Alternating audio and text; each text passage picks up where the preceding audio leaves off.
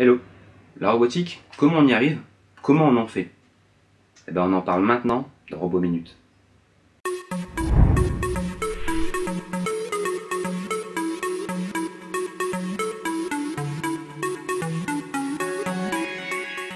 Pour faire de la robotique, pour en faire son métier, ou pour en faire son loisir, déjà je ne saurais que vous conseiller de faire des études scientifiques.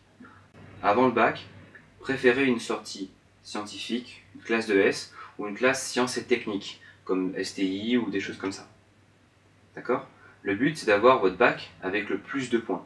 Donc choisissez ce qui vous intéresse et ce qui vous ressemble le plus. En tous les cas, c'est ce qu'il faut toujours faire. Donc en sortie de bac, vous avez beaucoup de choix disponibles. Vous pouvez par exemple partir à la fac, faire une licence maths info, puis ensuite un master en robotique. Il y en a un petit peu qui commencent à apparaître un petit peu partout. En général, c'est du maths info avec du maths info plus et 2 ou 3 matières de robotique en dernière année. Et ça reste intéressant et ça vous permet de faire en général quelques concours et y avoir un petit groupe de robotique avec lequel partager et commencer à discuter.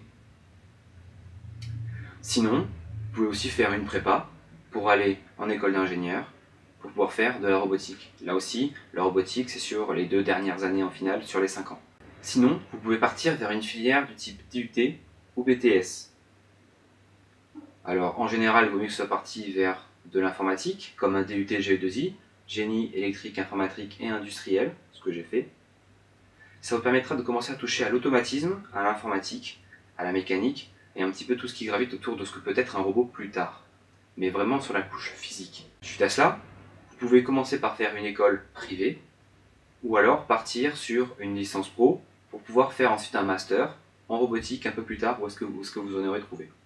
Pour ma part, j'ai choisi le DUT GE2I de Valenciennes, puis ensuite, la première année pour chef de projet en informatique et en robotique à l'Émérière de Perpignan, qui est une école qui a plus de 20 ans de connaissances en robotique et qui est assez sympa, je vous la conseille.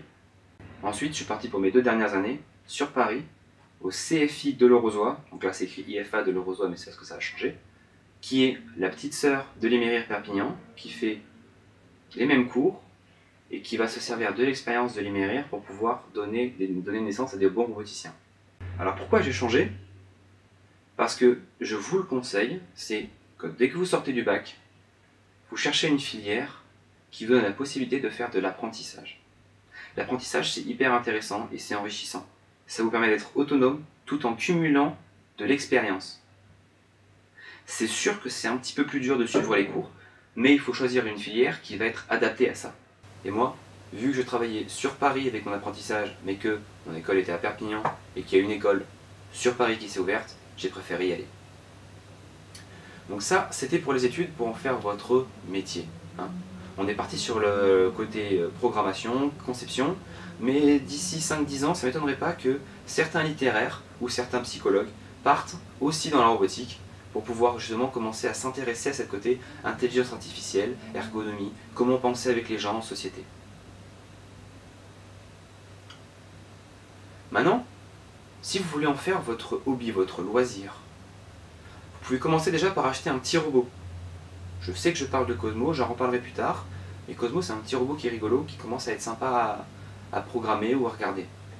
Il y a les robots Lego, qui sont très sympas, vous pouvez faire tout ce que vous voulez avec, dans la mesure du raisonnable bien sûr, mais vous pouvez commencer à le programmer comme un vrai robot, comme un AO, comme un Pepper, avec du Lego.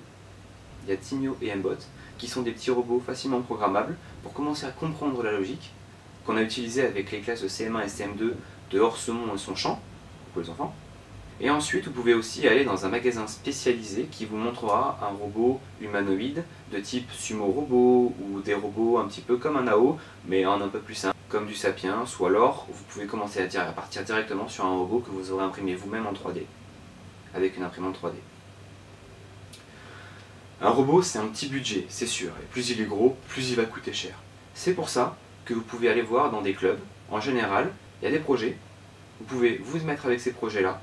Et dans vos écoles aussi, généralement vous aurez des groupes où vous pourrez avoir des projets, où c'est l'école qui va vous fournir tout le matériel, et vous n'aurez qu'à y réfléchir, à programmer, à dimensionner, enfin faire le travail d'un roboticien quoi. Et si vous voulez parler de robotique ou montrer ce que vous avez déjà fait dans vos clubs, je vous conseille d'aller voir les AP Robots. Alors les AP Robots c'est organisé par Caliban, qui est un groupe qui vient promouvoir la robotique partout en France. Vous en avez à Paris, vous en avez à Lyon, vous en avez à Lille, vous en avez en Belgique, vous en avez un petit peu partout. Je vous donnerai un lien, mais c'est assez intéressant, les gens sont sympas et on passe une bonne soirée. C'est une fois par mois en général. Voilà, donc l'exercice scolaire est terminé. Je vais quand même continuer à faire des vidéos. La prochaine fois on parlera de la robotique dans la SF, dans les animés, dans les jeux vidéo, enfin un petit peu partout. Ce sera probablement une vidéo en 2 parties. Et je sortirai en général une vidéo par semaine. Je vais aussi avoir une chaîne secondaire où je parlerai d'autres trucs d'ingénieurs. Voilà, donc j'espère que vous me suivrez. À la prochaine, et portez-vous bien. À plus.